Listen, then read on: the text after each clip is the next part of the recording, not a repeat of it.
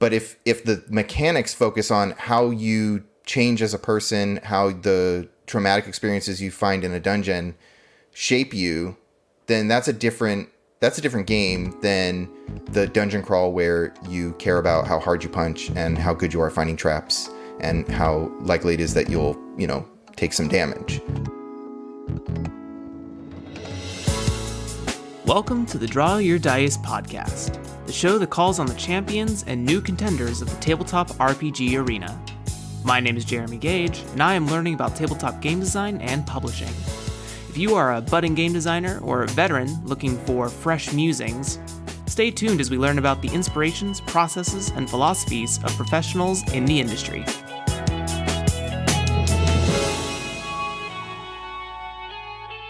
Hello, everyone, and welcome to this episode of the Draw Your Dice podcast. As you heard in the intro, my name is Jeremy Gage, and I am so excited to bring you today's guest. They are a member of the Brain Trust, where a lot of my guests have been spawned from, but hopefully we start branching out soon. But the Brain Trust is amazing. You should join it. Listen to the podcast. It's great.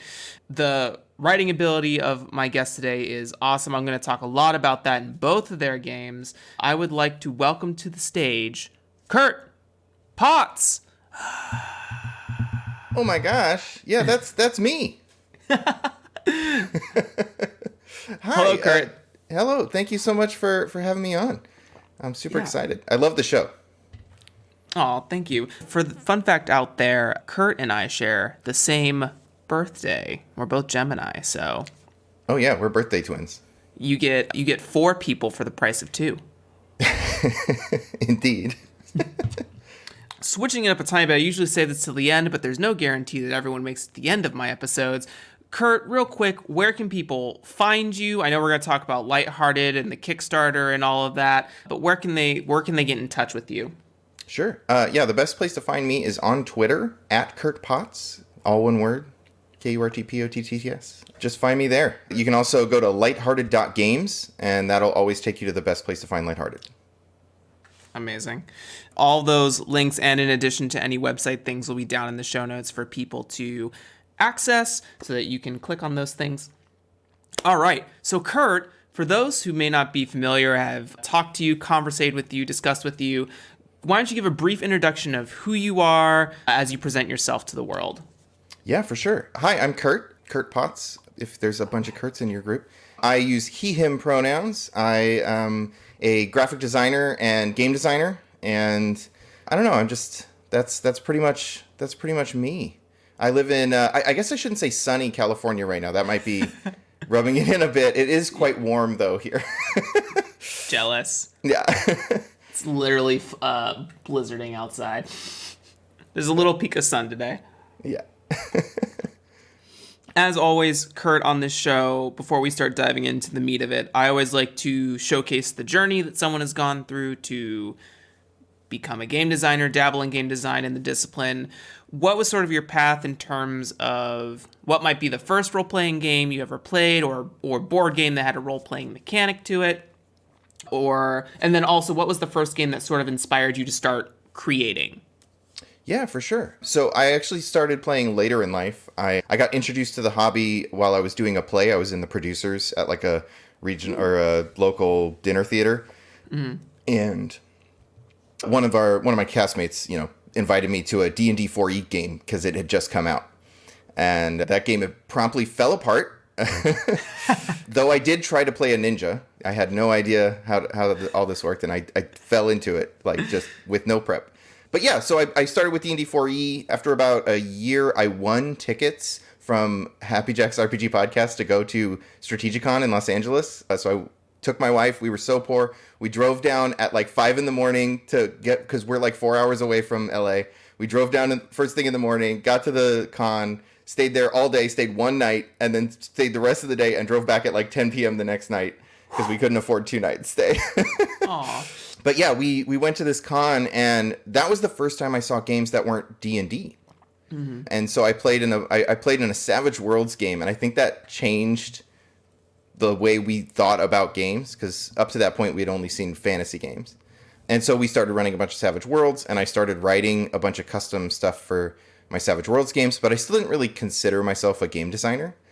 It wasn't until maybe like 3 or 4 years ago now at another Strategicon event. They have 3 a year. Dave Kazay made a challenge to everyone at a live recording of Happy Jacks to go and make games. And I was like, I am going to do that. And the next time I came back to the con, I had a game. I was running my own game that I wrote. And that was, I think that game's still not out. I never finished it. But yeah, that's what got me into game design. I'm curious, does that game have a project title or anything like that? Sure, yeah. So the first game that I wrote that was kind of like a role-playing game was called House Rule. And it started out, it was actually called something else. And it was about goblins competing to see the chieftain has died, and the goblins have to compete to see who's going to be the next chief. And I got convinced, because it was during the Game of Thrones craze, to change it to a Game of Thrones game.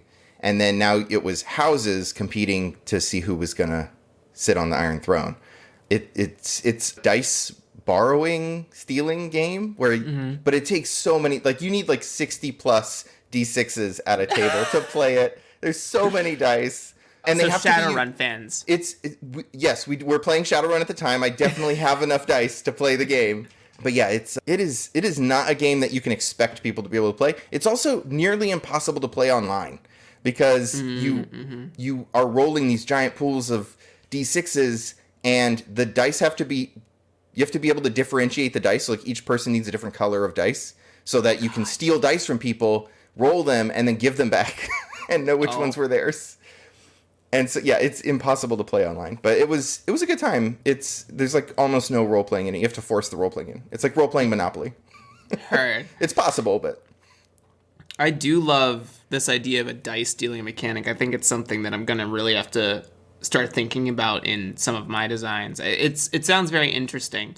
Well, great. Let's, with all of the formalities of the show in place, let's talk about the first game. I think for this first segment, because I usually break it up after we talk about the first game, because I want to save a big chunk for Lighthearted, let's talk about Sigils in the Dark. Sure. So Sigils in the Dark is a sigil drawing journaling game that also doubles as GM prep if you want, because it generates an in-world artifact.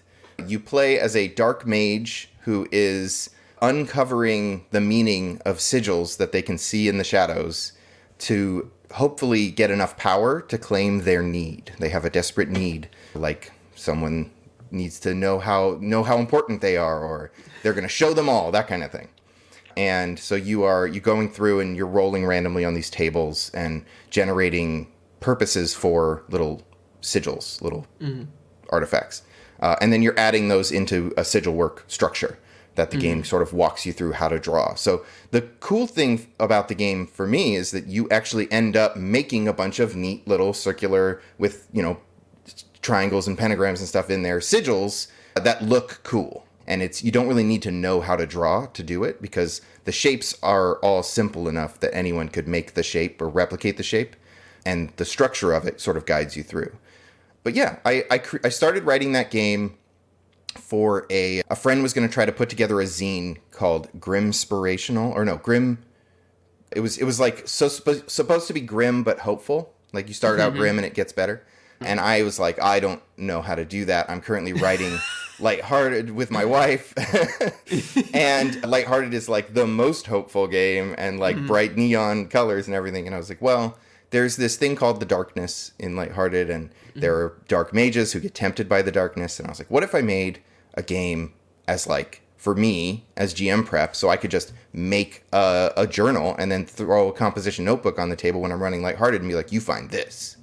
Ooh. And it turned out to be really fun to play. Like it's not super heavy on the RP again. The way that the RP sort of comes out in Sigils in the Dark is you're making a composition notebook or, printing out pages and writing in it. And there's little places where it's like, name your spell that you just made up. And then like come up with costs. So you have to roll randomly on these cost tables. And the costs get worse and worse as you go on and you learn more about dark magic. And so like you might start out like the cost might be a lie believed or an apple stolen, right? And so like those are minor costs. That's something you could do in the cafeteria of your high school or, in the lunchroom at work. The bigger costs start to get into things like it's like a love broken or stuff like that, right? And then it starts to get into more dark, like you have to murder someone or you have to convince three people to be cultists for you or stuff like that. And so it starts to get a little dark as it goes.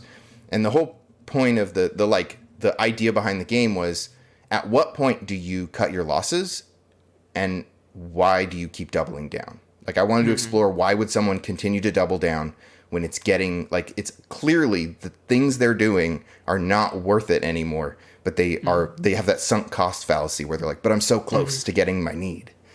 Yeah. I love it. It's the PDF is about 11 pages for anyone who hasn't gotten the game, but you should get the game. It's only $2 on itch, I believe. It's $2.99 and the suggested price is $6.66. Yeah. Because, you know. Oh, yeah. Yeah. No, I know. I see it. What I think the thing I love most, when I think about, I always use D&D as sort of the guiding benchmark metric because it's what listeners are probably generally most familiar with. But when I think about spellcasting in D&D, and if D&D was the only game that I played, and this is speaking to 5th edition, I don't know anything about any of the previous editions. So if these existed, great. But this is 2021, everyone. So I like this concept of conditional costs when it comes to the spells because it adds weight to the spell. You know, when we watch anime, TV shows, movies, it's never just I need Eye of Newt and Slice of Apple, right? It's the bigger spells, the plot twisting spells are always these things that have like sacrifice the virgin, get the blood of a lover or something like that, right? And those conditional costs add narrative moments to storytelling, right? You have to tell a whole story to get that conditional cost to happen, which I think is way more engaging in terms of a component. Now, in terms of D&D 5e, the game is not structured to like facilitate having a animal present when you need to cast a spell, right? It's not like I need my 5 foot of movement and then I'm going to do the whole lamb shindig. I will not describe it on the show for anyone that may have sensitive intentions or innocent intentions. But the point is, like, I need an angel. It goes beyond just needing an angel feather. Well, even an angel feather is a pretty big deal. It goes beyond needing fur of a cat, right?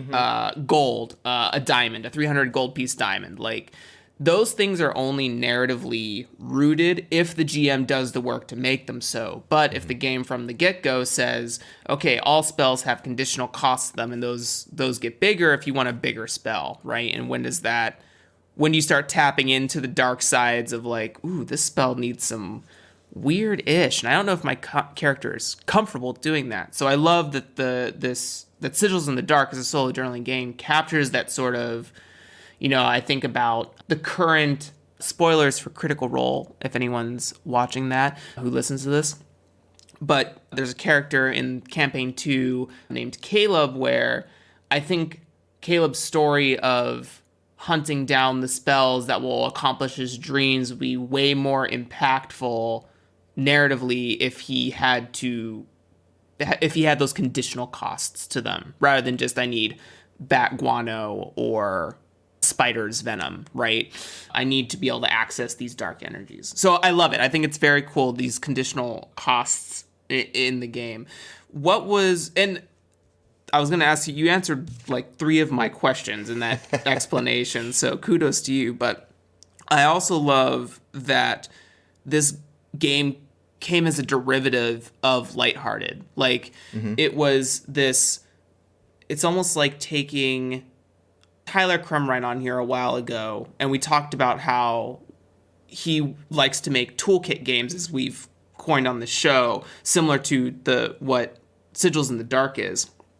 And how it came from gamifying the prep that is sometimes tedious when it comes to, you know, specifically when the Dungeon Master's Guide tries to teach you how to be a DM in a not very great way. Yeah, sure.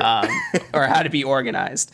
But I love that it sort of peeled off from that. And I think that when we look at hacks of games, piecemeal games, or abstractions of mechanics from other games, there's this really interesting thing that can happen. The serendipitous moment of like, oh, this is also a game I can put in my game, right? Like, you could keep pumping your gameception, really. So big claps for all the Sigil in the Dark pieces.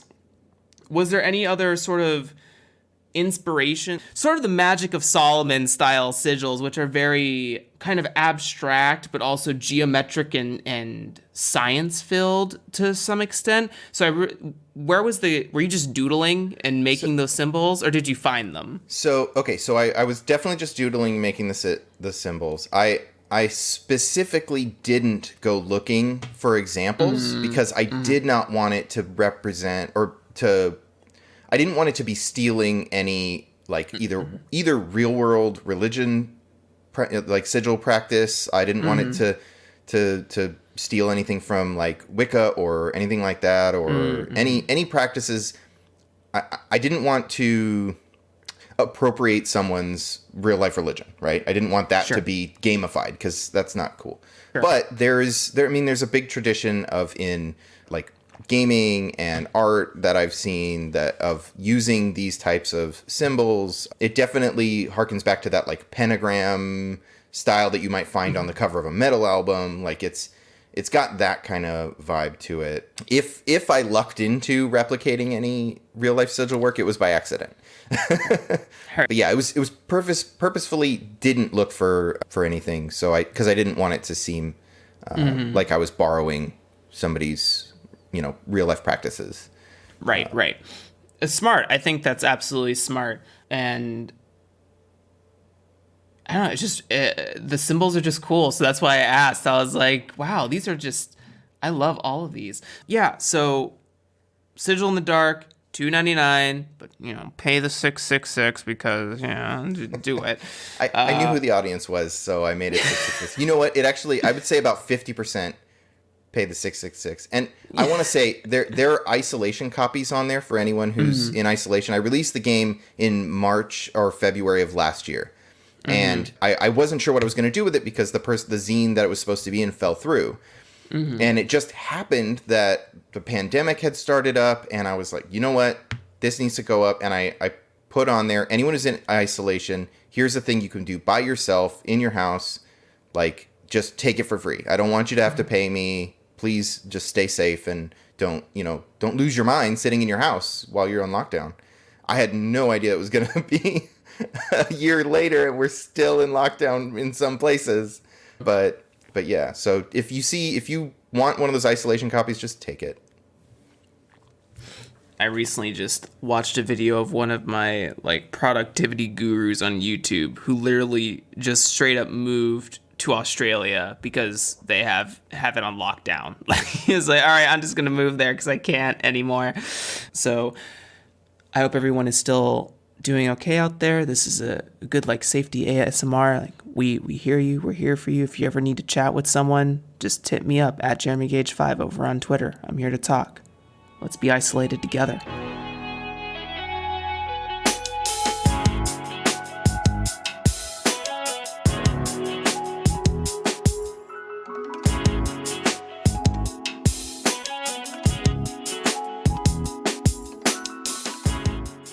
In this section, we talk about design trends that you are noticing that are within your circles of interest, or also trends that you want to speak into the ether or speak into existence, or if there are any trends that you're noticing that kind of need to dial it back, like harmful trends or anything like that. So, Kurt, what are some trends that you're noticing that keep popping up on your radar or that you sort of want to see more of in game design? Sure.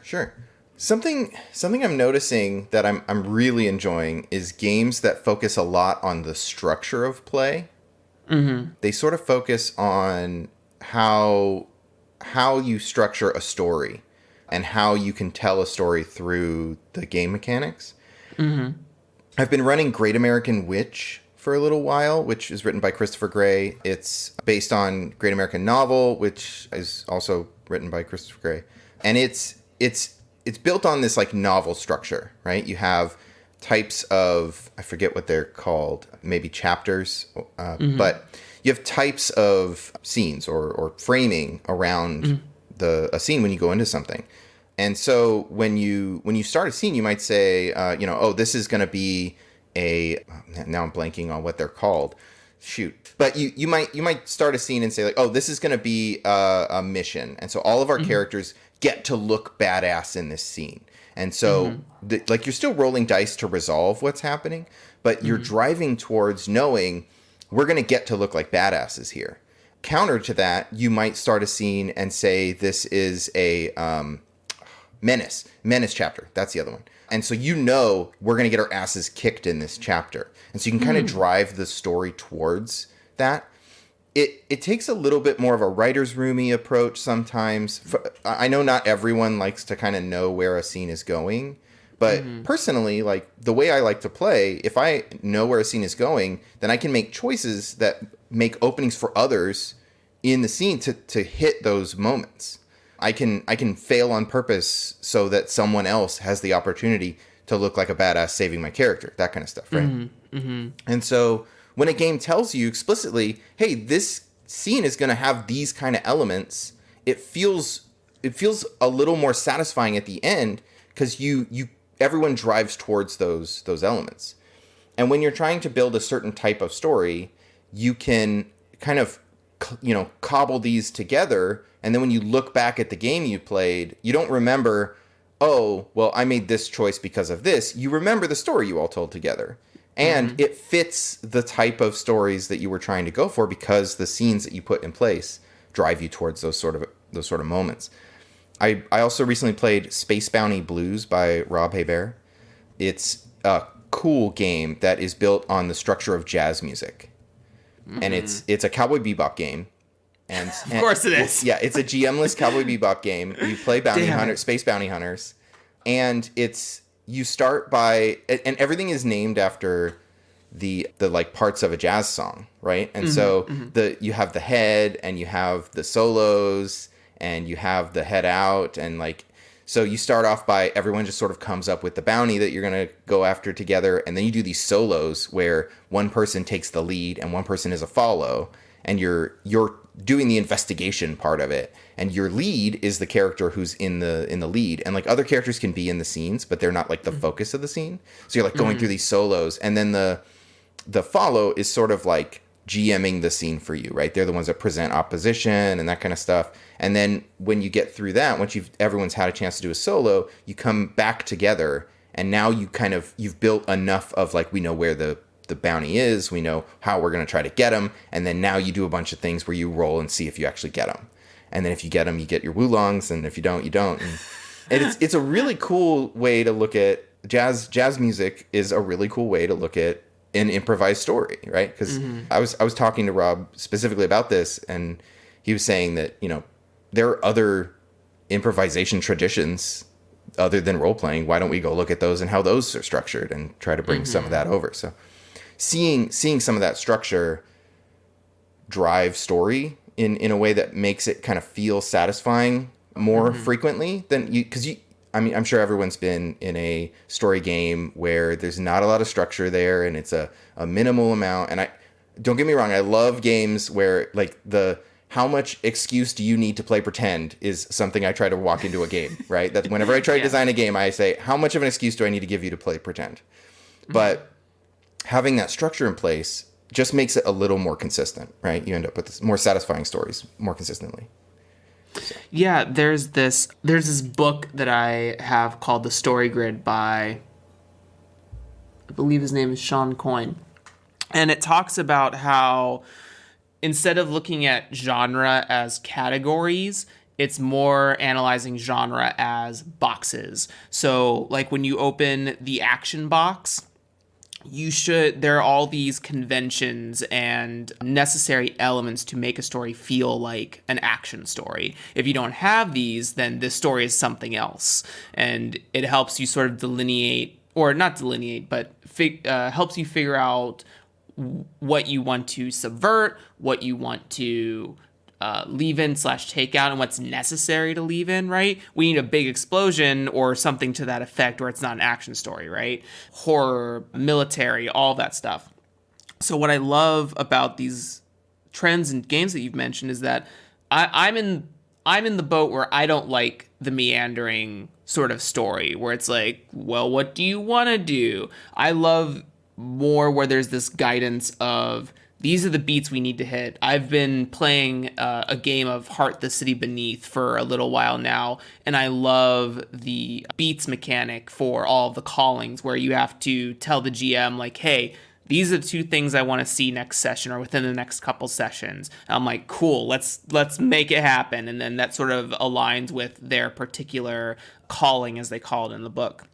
So both of these games playing with, the Space Bounty Blues is awesome because I've also really thought about how to approach other structures and bringing them into story. It was like in my attempt to be a novel writer, I tried a couple NaNoWriMos, never happened. I am not that strong of a novel writer currently, but just this idea of finding the start to the finish and the points you need to hit, right? Like something that goes beyond the inciting incident, climax, resolution, sort of roller coaster structure, right?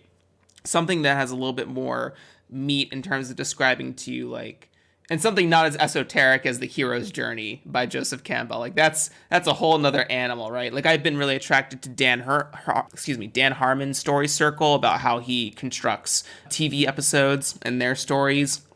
And I think that's really cool. So for anyone who likes a more goal-oriented game, I'm going to go look for copies of these for The Great American Witch and Space Bounty Blues because that sounds radical. Any other trends, Kurt, that you want to touch on, or maybe something you want to speak into existence for people? Oh, wow. I have to say that the way that jams have been functioning on itch recently, this is more of a just game design as a community trends, but seeing little games gain big traction with a bunch of people making small little supplements for them. Sledgehammer was the most recent one that did this, where the game Sledgehammer was small and cute and fun, and it had like a neat idea in it.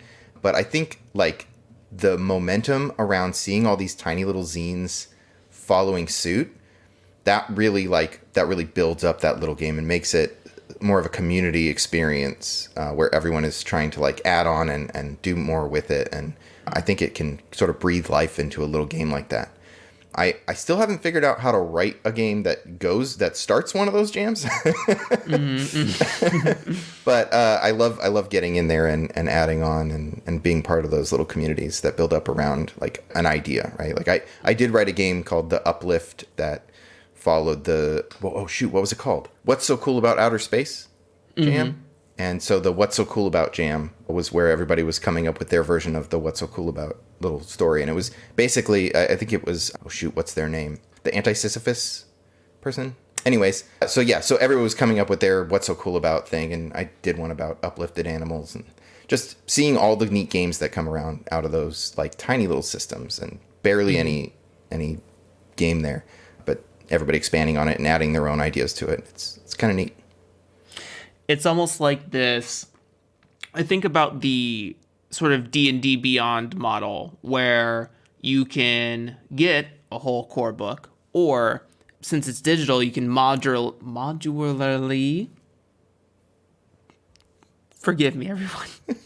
I'm not good with L's, but sort of this modular purchase of like, okay, I don't want Xanathar's Guide to Everything. What I do want is the Oath of Redemption Paladin. So like, I'm just going to snatch that for $2, right?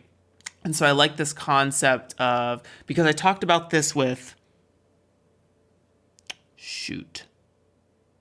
I talked about this with Spencer Campbell a couple nights ago when we were discussing our games in like our little coffee cafe meetup. And we talked about how Light and Frame are both very modular rule systems, or like you could create like a binder of like the different mini zines or pages and like take in or insert or take out pieces and like, this is my Light. This is my Frame that I purchased, right? Like this is my version of it. So I find it interesting that like when we take the concept similar to Sledgehammer, there could be someone who takes like the main Sledgehammer single page RPG and then buys bits and baubles for it. And like, this is their Sledgehammer book, right? Like this is their version of the Sledgehammer book. And it also creates like this trading card game sort of aspect too, with like close circle of friends, right? Because like, oh, I got the Sledgehammer piece that talks about angels and gods and deities and stuff, and oh, I got the one that talks about weapons. Can we use both of these in our like campaign moving forward? And then it's like that sort of experience. I think what you touch on there is sort of this modular purchase, like creating your own core, I guess. Like there's this one staple piece that is the main set of rules that delineates the whole game, like resolution systems or whatever. And then there are all these tack on supplements. They're like, okay, I want these classes and I want these optional rules and I want to add the spell casting in this, right? Like I think that sort of jam model could be really, really cool as like not only a community builder, as you stated, but also sort of like as a business opportunity. Because this show is not only just about the fun of making game design, it's also the fun of the business of game design, right? So considering different models to innovate in on the market, especially for indie style communities, is something to analyze for sure. So I love that. Yeah, it's been really cool to be a part of those.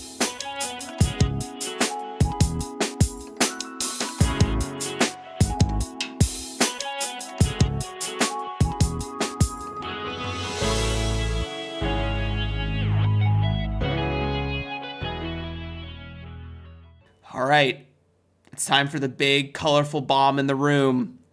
Let's talk about Lighthearted. So it's in Kickstarter right now. Why don't you give just a brief intro of what Lighthearted is for everyone who has not seen it yet? All right. So Lighthearted is a magical 80s RPG. You play a jock, geek, prep, rebel, or outcast, except you just started Magic Community College.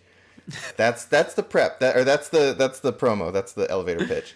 It's a game about college mages in an alternate 1980s with neon rainbow magic, where magic is ubiquitous. Everyone can do magic, but it's kind of hard, so not everybody does. You got to go to Magic Community College and get an AA in Magecraft or whatever. And it's kind of neat. It's taking a couple things that I love. When Kate and I started working on it, we looked at, okay, well, we love these old 80s coming-of-age stories, but there's a lot of crap in there that we don't love. So what if we could tell stories like those or use that structure without including all of the, like, hang-ups and prejudices that existed in those stories? Like, okay, cool. Well, we also really love this, like, over-the-top aesthetic that existed in the 80s. The, like, gem and the holograms, the big shoulders, the big hair, the neon everything, right? And so we sort of started mashing that together, and we end up with this world where, light equals magic, and the colors of light are tied to different types of magic, and you draw on light. So, like, when you want to do a spell or something like that, you pull on red light to get fire, and you pull on blue light to create illusions. But the colors of light, they're also tied to emotions. And so when you're feeling blue, you're feeling a little surprised, or when you're feeling red, you're feeling passionate or wrathful or angry. And so using this magic, you're pulling on emotions, right? You're drawing on your character's emotions. The other thing that I had been wanting to try, and it's funny because I was listening to a previous episode, I think it was Adam Bell talking about the influences for No Stone Unturned.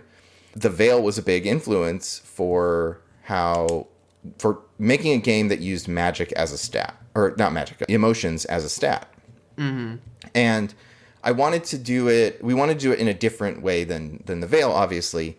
And I mentioned earlier that I was a big fan of Savage Worlds, and I had, done a lot of custom Savage Worlds stuff. And so when we first started out with this, it was just kind of a setting, right? It was a setting idea. We were going to make it in Savage Worlds, and it had like 1 million skills, and each type of magic was its own skill, and it was awful.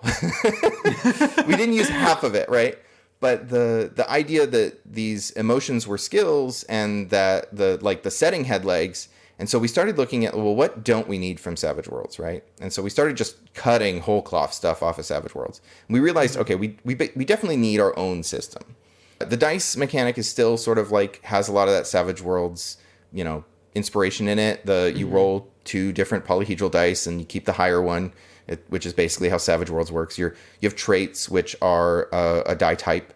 So you roll that die, and and then the other thing, though, Savage Worlds has a wild die, which you just roll a d6 with any roll, and that's because you're a big damn hero. In Lighthearted, you have an emotion spectrum. Excuse me. You have an emotion spectrum that has the different emotions on it. And when you enter a scene, you choose an emotional state. So you're like, oh, well, we're at a party. My character's happy. I'm going to pick yellow. That's my emotional state. And then anytime you want to take an action, you roll the trait that fits it. So like bod, motor, whatever. They're all like 80s, slang things. And then you choose what emotion you feel about the thing you're about to do. And so you're like, oh, well, I came in here happy, but now, someone's picking a fight and I'm mad and I'm going to fight them, right? And so I'm mad about this. I'm red. I'm feeling red. Well, that's 2 steps away from your emotional state, right? So the die you roll, that second die you roll, is determined by the emotion that you're feeling. So like your current emotion is a D8, the next one is a D6, and then anything else is a D4. So it's sort of trying to represent like, oh, I'm feeling an emotion that's not how I felt when I got here, so I'm not like, it's a jarring thing for me, so I'm not going to act as efficiently as I did before, right? So you end up with this emotion spectrum as dice that you add to a roll that also adds to, you also have like, how good am I at certain things, right? And so I like that you have both of that, because you sort of get to mitigate like, well, this emotion is terrible for me, but also I'm really good at being strong or whatever, or this like trait is really bad for me. I'm not very smart, but I am really passionate about this thing. And so like, I'm going to do well because I really care. And so you end up with these weird mixes of emotion and trait going into roles and stuff. And it's pretty cool. There was a period 8 months ago or something like that. I don't know. The birthday twin thing is really starting to freak me out lately, because we have similar ideas in the Brain Trust Discord, and I actually tried to write this game maybe 8 months ago. No, seriously, like not an 80s shtick. It was like a very like discover yourself sort of game, but it was about color magic and delineating to like using gems that have that same color, so rubies and sapphires and stuff. Nice. And for me, this game is striking a chord of like something that I wasn't seeing, at least in my bubble of RPGs, right? This sort of like play on emotion, color. I know a lot of people talk about The Veil, but I haven't read The Veil yet. I'm working on it, everyone. I have a big list of games to read for the year. But no, I love it. This game it slaps. It just absolutely slaps in all the best ways. I'm a big fan.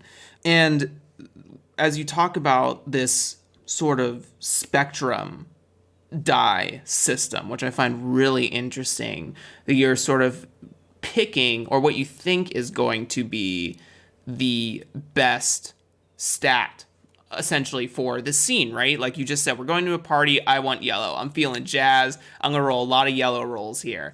And actually the scene starts to twist and turn, and you end up with a blue situation. You're like, this is how I'm feeling, it's not that great. And what I like about it is that it signals as a prompt to the player to be like, embrace this emotional change, right? Because I think without this system, this spectrum system, I think you could run into a trap of like creating a one-noted character who's like always happy, always mad. And sometimes that can feel boring, and other times in a more extreme measure that can feel toxic at a table, potentially. So I love that you're kind of presenting this thing where like you always have all the options to roll on all the colors. But it's just about, what did you think you were coming here to do, and how does that, how does that change if you start becoming scared, frightened, you act like a coward, you want to show off, right? Like, just like, ooh, yellow's not going to do it here, so I need to find something else. And I really love that. I think it's a really cool way to say, like, examine how does Zane feel about going from being happy to mad to happy again to scared, right? Like, you were happy, your crush is at the party, you fought someone, and they were getting the fight was getting really out of hand, and then your crush was there and they saw you fight and they don't like violent people, so now you're sad, and it's like just this constant roller coaster of emotion that gets captured with this system. So it's really, really cool. I think you nailed it on the head. Oh yeah. I mean, so Kate, our co-author, Kate has been working on it with me. Kate's my wife, is a licensed psychologist, or not licensed, is a psychologist. She will be licensed in a few months. But so whenever we add something that sort of fits into how do people feel emotions, we're drawing on that expertise, and so we're working really closely with like how do people actually transition through different emotions, and how does that affect someone when they're feeling, they sort of hit an emotional spike, right? That's another thing that Adam brought up when he talked about the veil, and I thought it was funny because we have something like that. But yeah, so whenever the way it works when you're rolling dice and stuff, you're sort of moving back and forth on this emotion spectrum, because every time you roll a die, you move one towards the one you rolled, unless you roll your current emotion, and then you mark stress, because you start to that's how you end up in a little, I'm in a rage spiral now because I keep rolling it. You start taking conditions. If you can't mark stress, you only have one little stress box there. And so you start taking these conditions, which are like, now I have a mechanical thing that says I am angry or I am furious or whatever. And it's just filling up your character. So you can't really keep rolling that same emotion without starting to see changes to your character. So it's kind of really neat. One of the fun things, or one of the really interesting things I saw when I ran playtests for my home group, which is kind of more trad players, one of the characters kept doing things intentionally to bounce back and forth between the same emotion, because if you roll the adjacent one, you don't take any consequences, but you get a d6. And so he kept doing it so that he would never roll the current emotion, but he always at least had a d6. And I was like, you know what? If that's how I get this player to tell me why his character feels a certain way, I am cool with it. I got the trad player to care about his character's feelings. I win. So I did it. Cool. Also, shout out to Kate. Thanks for helping create such a great game. I'm going to speak this out into the air. Kate and Spencer should definitely have a talk on the Psych of RPG situation that he has. So, Spencer, if you're listening, I think there's a reach out opportunity here for you. Yeah, go follow. I don't want to. I was going to say, go follow Pyro Kate on Twitter. Pyro Kate. I will add that into the. For anyone who doesn't know my method, I have note cards back here that I take notes on, like a show host.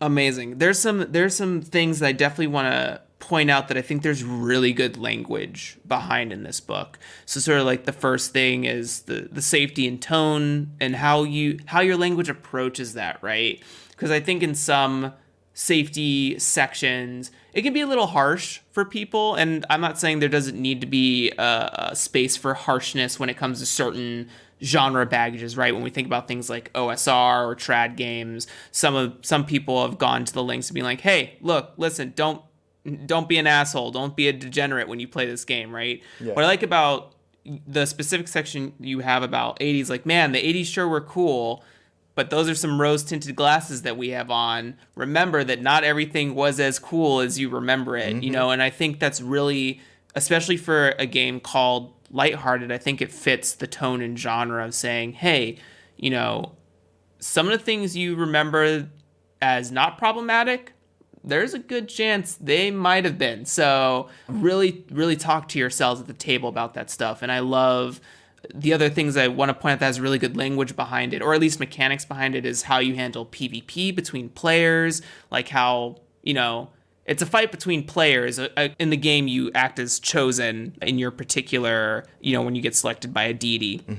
But it's a situation of a circle of friends are not unscathed by a fight between friends. Everyone's going to suffer consequences to some extent, which I really love, and how you handle that with the opposed roles.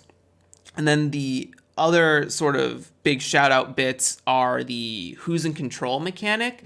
I love something that's so concrete about saying who has the scene. And I know that there are other games that do that for sure, but I think there needs to be more of this consideration, maybe not for all games. More tactical games may not find this necessary or might be bloat to their particular system, but something that says like, okay, here's the mechanic of who's in control of this scene, who gets like the final say. And it doesn't always have to be the narrator, which I think also helps train a new generation of role player that says, we're not here to rely on the DM, on the GM, on the narrator, on the director for all of the fictional input. We have a say, and we should have a say. We should both have and use the say that we have in terms of the story to generate a better experience. Because I think coming from a person's single subconscious is a bit limiting. I'm not trying to dunk on anyone that has like a breadth of novel and film and music inspiration. It's really delivering an amazing experience for the table, but like that can feel tiring. Like you spend 5 hours just loading off prompt after prompt after prompt. You need some help in that. So I love that. And then I love a soft magic system. That's very cool. And I also, the biggest thing is the narrator. First of all, the whole narrator section that you have in the book is like my new standard as far as like what I want to write in GM things, because you help show how to set a scene in different ways, right? I love the camera film shot take of the cinematic approach when it comes to GMing. If it's my GMing style very closely, I love how you talk about also specifically the magic system and how to bring that, how to narrate that, and how to say like, it shouldn't be hard for the players to do magic. It should be hard for the characters to do magic, and sort of putting that specificity on that, right? You don't want to have this elongated discussion about what can and can't be done with magic. You just want to show that if you think it's hard, let it be hard in the narrative, right?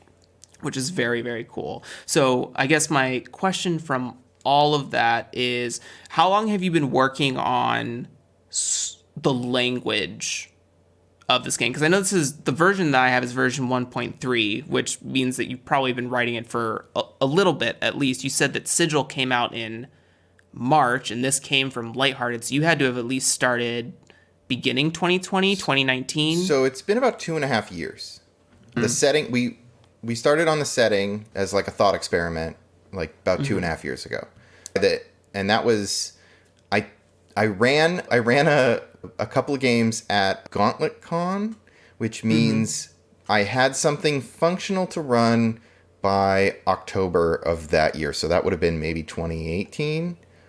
Okay. And that was when it was still Savage Worlds like hack, right? It was just a bunch of skills in Savage Worlds, and it was like we told the story we wanted to, but we realized we were barely using Savage Worlds. Then when we really started to explore the emotion stuff and how we wanted to model emotions and that sort of thing, that's when Kate really like started to come in and shape the way the game went forward with like how the emotions functioned. And so as we started building it out that way, the setting was sort of, the setting has evolved a little bit in the last year or so. Part of what I like about the Lighthearted setting is that there's little bits that are canon and little bits that are anti-canon. Like the game tells you, hey, there are 4 gods, and hey, there is the darkness, and hey, there are monsters, and there are like fairies, but we don't tell you like weaknesses for vampires. We say, I don't know, ask your table. Does anyone know a lot about occult stuff? Maybe they'll know. And you're supposed to sort of build that stuff through the game. But back to your question, the working on the language of the game has evolved, I think, the most. The GM section was one of the most recent sections that we wrote because, of course, the GM section is always the last thing you think about, right? You're like, oh, well, we need to tell players how to play their characters. I'll figure out how to run it, right? Yeah. But I think Kate and I sat down and we realized that the way that I like to run the game is the way that we want to teach people how to run it. And so basically Kate would sit with me and we would go through like, well, in this scenario, I would do this. And then we would try to write, like, how do we teach someone to do that? And so basically the GM section of this game is, how do you teach someone to run a game like Kurt runs a game? Yeah. But there's a lot of stuff in there where it's like, okay, well, this is obviously, you need tools to make things happen, and so we started adding more and more hard rules. The section definitely started as a very like, well, here's some ideas, and it gets harder.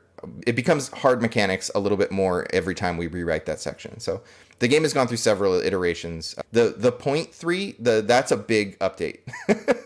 So right.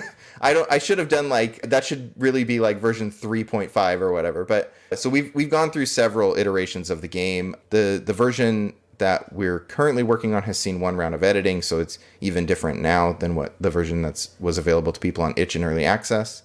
So yeah, it's gone through a lot of iterations. I've run a lot of games and made changes after every game. So yeah, it's seen a lot of finessing. I think that's what's nice to hear. I think in a couple of episodes we talk about this, but it's nice to see the journey of a current and work game. Some games are fever dreams and they happen in like a month or less.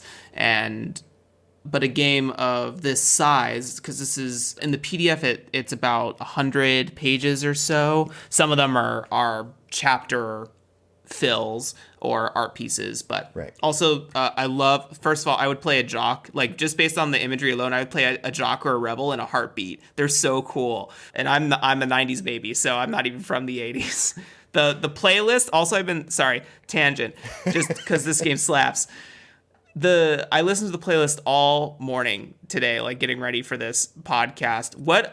I don't listen to any 80s music, but all the 80s music that you picked were bangers, absolute bangers. So if you're listening to this podcast, maybe I'll put it in the description, but listen to the Spotify playlist while you're listening to this episode. It's real good. It's really, really good. So great job on that. Thanks. But aside, it's nice to hear about the journey of a game for people, because I think, at least for me as a new game designer, when I started tinkering away, I'm like, man, I'm probably not that good at this because I'm taking a real long time to like nail stuff down, and I'm sure other people feel that way.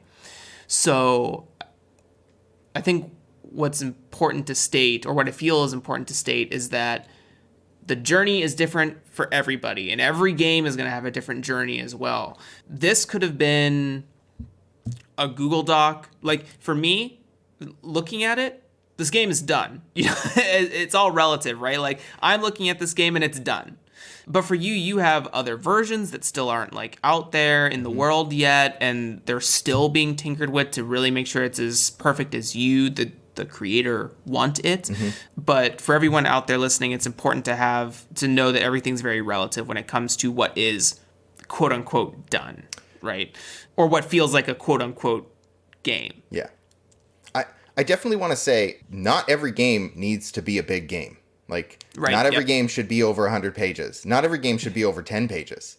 I've written a few little zine games that are like super fun and great to play. And like Sledgehammer, we talked about, it spawned a whole thing that is on a page. It's two 8.5 by 11s folded up to make little 8-page thing.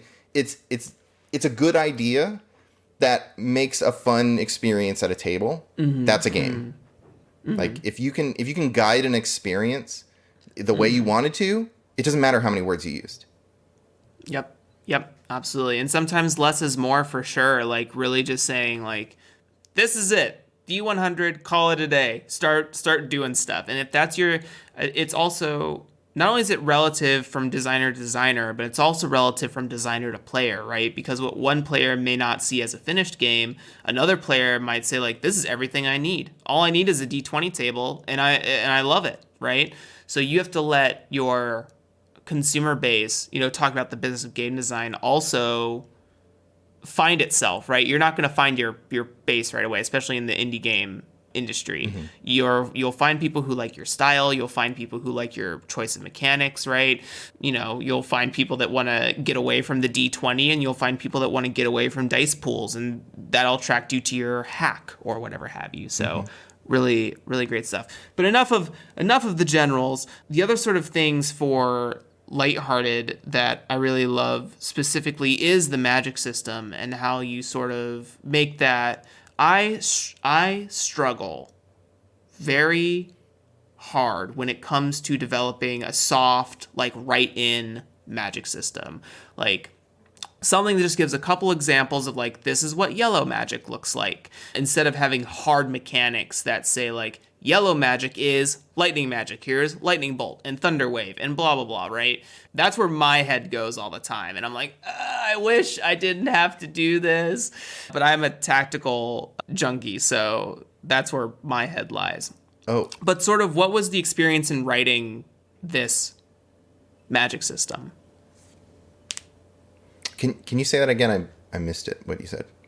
Yeah, I was just saying, what was your experience in trying to craft a soft magic system? Right. So it actually didn't start out that way. I mentioned it was a Savage Worlds hack, and there are pages and pages of Savage Worlds custom powers that fit with the different colors that are just going to live in a Google Drive somewhere because they are so useless. The first I ran a game on stream. And I had this like whole binder. It was like those little cardboard fold tab binder things, mm-hmm. And it had a 2-page, 8.5 by 11 page character sheet, and then it had like 4 pages of spells and shit. It was unusable. And I sat down to run this game that was like for a charity thing, and it was people who had barely played D&D, and they're sitting down and looking at it, and one of the girls goes, "Okay, I'm a lot, but this is a lot." And I was like, "You were right, and I'm sorry." Oh, Jesus. So, it was one of my favorite moments from like, okay, that's a mistake. We're not going to do that. And so the game evolved, right? We started this. We moved away from actually being Savage Worlds, and we're our own unique system. And we realized that, you know what? There's no reason to have a fire spell that does so much damage, because I don't care how much damage it does. We just want to know how it affects the characters, right? And so when you want to do something in the game, like say you want to hurt somebody, you roll to inflict a condition. If you're doing that with magic, there's some extra rules to say like, oh yeah, well normally I could punch you, right? But I'd have to be next to you. Or, well, I'm going to use telekinesis, so now I don't have to be next to you. It's just fictional positioning, right? It's an excuse, or it's a reason why you can do a thing that you couldn't do physically. You know, you want to fly around? Well, I mean, you could probably get up there with a crane or something, but we're just going to use magic, right? And so achieving something is just establishing risks and what you want, and then finding out, do the risks come true, or do you get what you want? And so we only needed enough of a magic system for it to not feel like they're having to make everything up themselves, right? There only needs to be enough setting in there that you have a jumping off point. And so saying, oh, well, yellow is conjuration magic, and then use it. The example mentions someone making a little, I think I called it a lemon. It's like a round little construct guy that can just carry stuff around for you. And it's like, well, it's unseen servant, but it's yellow, and so it's called a lemon. And like, you just need enough to be like, oh, I get it, right? And it's like, well, conjurations look like yellow glass. And you're like, great, I know how to describe what I want to make. And then you just roll, and did you make the thing? Well, the dice will tell us, right? Also, usually magic is just a means to another goal anyways. And so the consequences of failing a magic roll shouldn't always be about whether or not the magic happened. Should be about, did you get what you wanted, right? Like, I'm going to use fire to impress somebody. Well, oh, you lit somebody on fire and now they're disappointed in you and you're sad. You have a condition sad. Like, that's what happened when you failed your fire roll. So yeah, that's how we got to the soft magic system we have. It's because the game doesn't necessarily care about how much damage you can do with a fire spell. It cares about what's going to happen to your character if they don't succeed, and what's going to happen if they do. Yeah, amazing. I really love that input, because again, my hegemony, is that what it's called? Maybe. Hegemony lies with D&D 5e. That was my first gaming experience. That was my first like magic system experience when it comes to delineating into a role-playing game. Off of that, I bounced from Blades in the Dark to Ironsworn to Band of Blades to those sort of systems, and they didn't really they have magic, quote unquote, in them, but nothing that delineates into like a spell casting sort of thing. So I've only had experience with what I would call the hard magic version of tabletop games, granular, tactical, whatever have you. So the soft magic system, I think, strikes, like you said, it has a good amount of saying, like, this is the categorical box you have to think in when you're going to pull red magic out of the air, right? And it can't be anything different than that category, but its manipulation can be, the sky's the limit on it, right? Small fire, big fire, shaped fire, smoke, ash, like all of that stuff can come from thinking about all the delineations that come from heat and fire magic, right? So for me, I've already, I've written that down and taken that to heart. So how to soft magic reference Lighthearted is what I wrote down. Well, thank you very much. Yeah, of course. Yeah, I mean, I think part of it is just there are some limitations in there, right? You can only inflict so many conditions at a time. You can only, like, it's still kind of, it's the limitations are, well, you probably only affect one person, or you probably only inflict one condition, or you probably only reach this far. And then it's like, well, do you want to do more? Well, the risks are going to go up. Just say, okay, well, that could, like, blow your arm off because your arm is on fire now. Are you okay with that risk? And if they are, then cool, you can do the big flashy thing you wanted to do. But it's really up to the table to kind of decide how powerful magic is at your table. Or if you want to be tempted by dark magic. Right. There is dark magic in this game that you can be tempted by, and you can do whatever you want with dark magic. But it costs you. You start taking conditions, and you can lose your character and stuff like that. Yeah.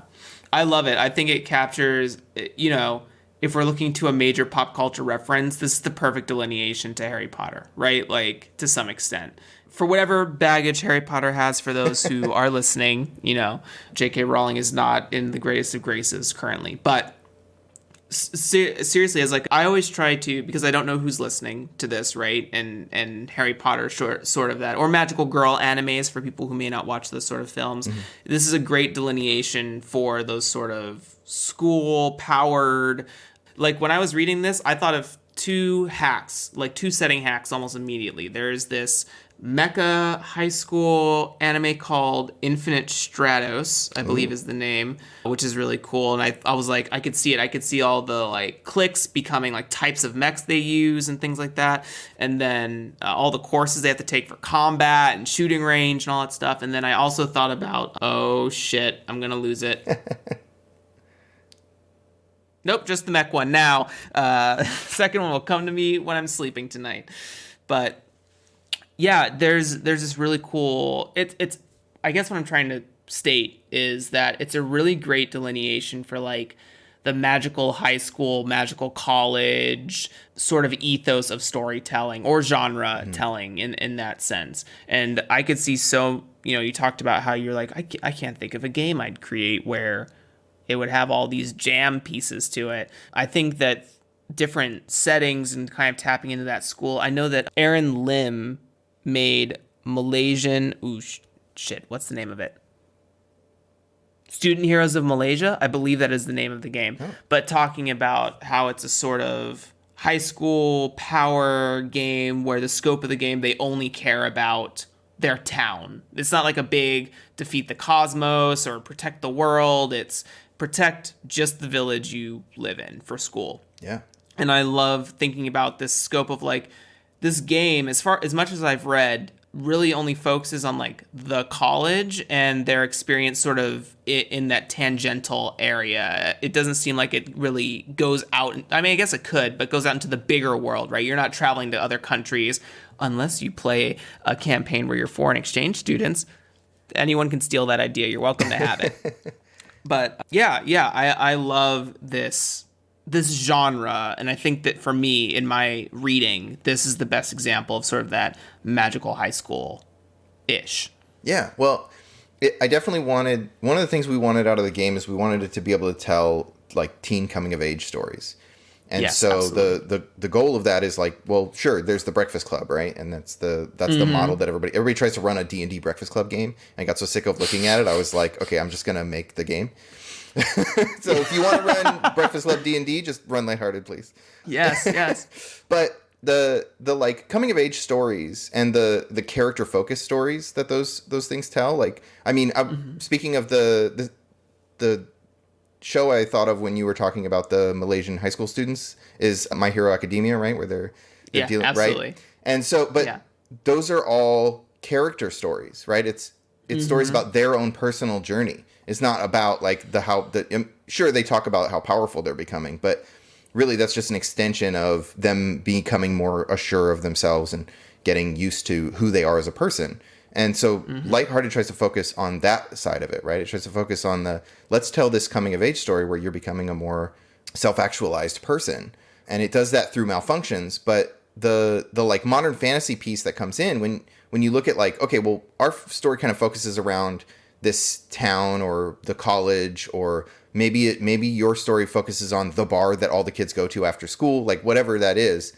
The story is going to care most about their personal journeys and less about the big cosmic problems. And so like you may bump into a big cosmic problem, but like it's going to be just as important if you break up with your boyfriend tonight or if you save the world. Like that's going to be just as important in the game. Yeah, what was it? I read the section, I think it's the section under dark magic, where it's like no one wants to believe you about the dark magic, and you can use the prep character to sort of like back your cause, but right now they don't give a shit about you because they're waiting for a call from their crush later tonight. Like that's what's on their mind. And I love that sort of again, using the example of My Hero, like you said, it's this character story. It's about how does it affect you, right? It's not how, to some extent, how does it affect the overall world narrative, but that is always coming from the focal point of you as a character, as a playable character, and how does it affect you? I think it's this interesting reverse, I guess, is what I'm trying to state here, of like where in D&D it's not character driven, it's world driven, it's narrative driven, right? It's about how does it affect the kingdom of Ur, how does it affect the kingdom of U, right? How does it affect the desert, how does it affect the gods? It's never about how does it affect you, the paladin, right? The story is told through you as the paladin, but no one cares about how, they never say how paladin, not why paladin, right?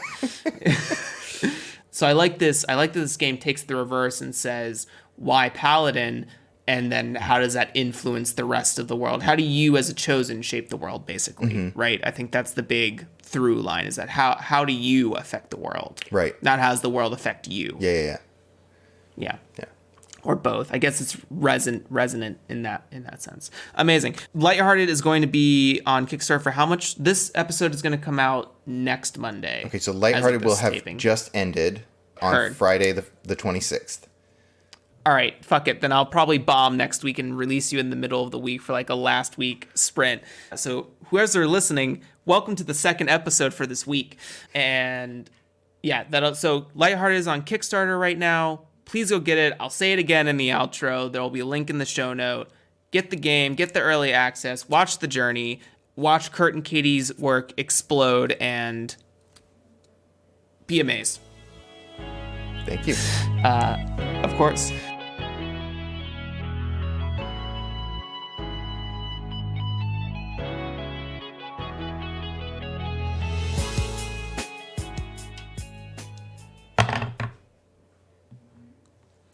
That's a 2. So Kurt, in this section, I always ask if someone just wants a quick TLDR tip of how do I be a better game designer, and they didn't want to listen to the other 45 minutes of this episode, but you should, because there's lots of good nuggets in there. What is a tip you can give in any form of your experience as a game designer about game design? So, it can be anything from like dice models to sections that you think should be in the book, or anything of that structure, right, that kind of fits within that category. Okay. All right. So I guess, there's the whole, what is your game about question out there, right? Like that's a good one. Everybody always talks about it. I'm not going to talk about that. What do your mechanics care about is the thing I want to ask everybody. Because if you're making a game where your mechanics care about how hard you can punch and how strong you are and how fast you are and how good you are at jumping over boulders, then your game is about being strong and fast and jumping over boulders.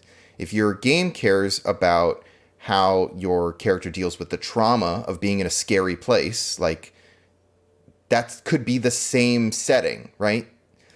But if the mechanics focus on how you change as a person, how the traumatic experiences you find in a dungeon shape you, then that's a different game than the dungeon crawl where you care about how hard you punch and how good you are at finding traps and how likely it is that you'll, take some damage.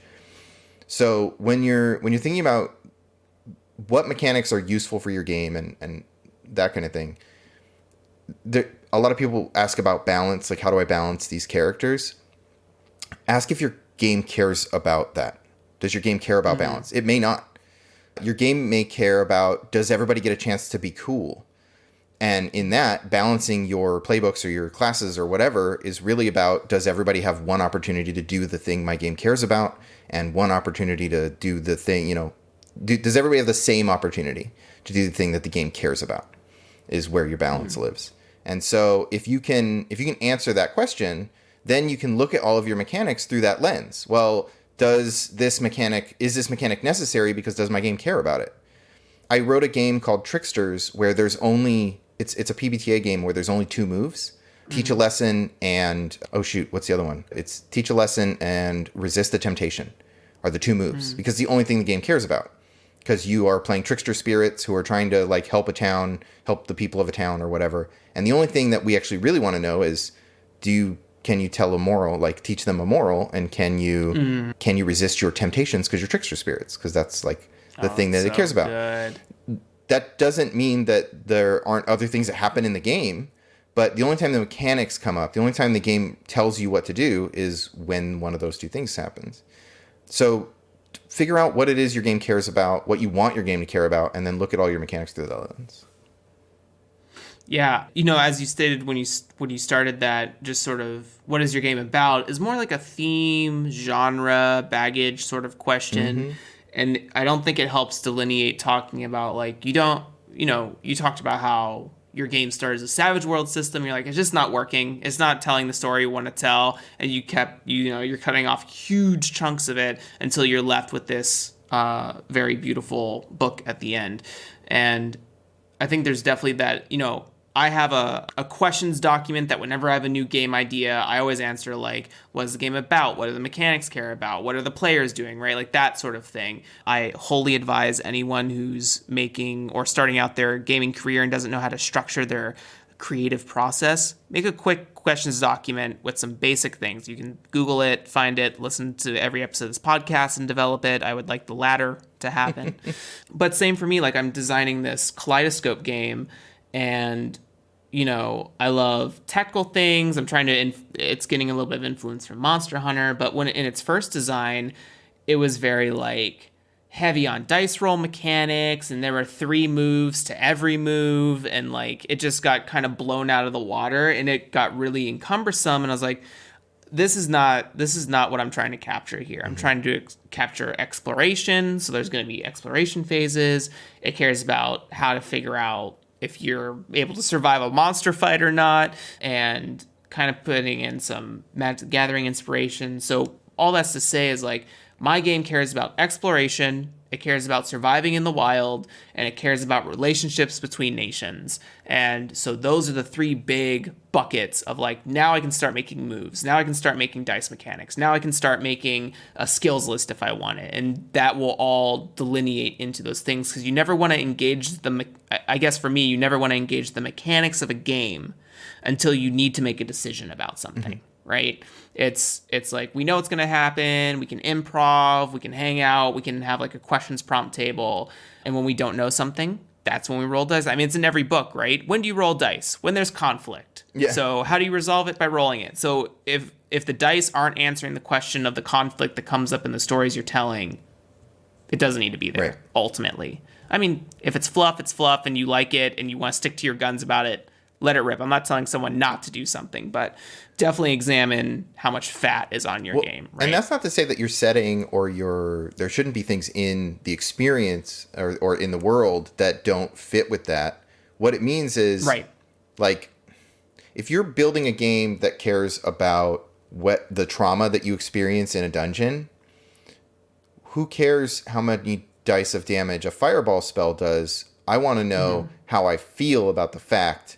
Like, do I feel guilty about using such a violent fireball spell? Do I, was seeing the result of it, the thing that triggered whatever it is in me? Like if you're playing Darkest Dungeon, the damage, that's a roguelike, so the damage matters because you're playing a roguelike. But if your game cares about something other than damage, then you don't need a damage roll. Like just say, yeah, it does the thing. And then use the dice to find out what did I take the harm or did I take the, emotional guilt or whatever. If your game is about fighting, then yeah, you need damage rolls because you want to know how hard you hit it and how many more times you have to hit it. And, that's just find out what your game really wants to say. Gotta figure out when the skeleton stops trying to beat you down. Well, did anyone ever ask if the skeleton was okay? Maybe he needs a hand. That's what I'm saying, dude. Kiss the skeleton, just let it happen. Amazing. I think those are all really great tips. And with that, I think that brings us to the end of the show. Kurt, I want to thank you so much for being here. I had an absolute ball. Once again, can you tell people where to find you, where to find the Lighthearted Kickstarter? Again, all these links will be in the show notes for your access, listeners. Yes, of course. And thank you so much for having me on. This was a blast to be here. I really love the show, like I said, and I'm so excited I got to be on. I'm Kurt, Kurt Potts. You can find me on Twitter at Kurt Potts or anywhere else at Kurt Potts. You can find information about Lighthearted by going to lighthearted.games. That's lighthearted, all one word, .games. And that will take you to wherever the most relevant place is to get information on Lighthearted. Right now, that's the Kickstarter page, which ends on February 26th at sometime in the afternoon on PST. So please go back it, because we are blown away. The Kickstarter is over like 30K. We did not expect it to do that well. We are so thankful for all the support that everyone has given. So yeah, definitely go check that out. And then if you want to learn more about Kate, who's the co-author of Lighthearted, you can follow her on Twitter at PyroKate. Amazing. Perfect. As always, everyone, I've been Jeremy Gage. This has been Draw Your Dice, and I've had a beautiful time learning alongside you. Say bye to the people, Kurt. Goodbye, people. Bye. Bye. I love you. I love you. All right, that's a wrap. Hope you enjoyed all my gushing over Lighthearted. It is such a good game. Kurt, thank you again, and know that I think this game is a slam dunk for both you and Kate. All the games we talked about today, along with all the links to get in touch with Kurt or Kate, as well as links to their Kickstarter for Lighthearted, will be down below in the show notes for your access. If you liked the show and found it helpful, please send a tip my way by donating on Venmo at DYD Podcast. Or, if you are unable to provide monetary support, you can provide support at no cost by sharing this with someone you thought of while listening to this episode and leaving a review. Both of these methods greatly impact the success of this show and lets me know that what I'm doing is beneficial to the designers out there. If you finally got your game off the ground and out in the world, you can tag me at JeremyGage5 over on Twitter with the hashtag #IDidIt. That's IDYDIT. Thanks for listening, and I will catch you next time.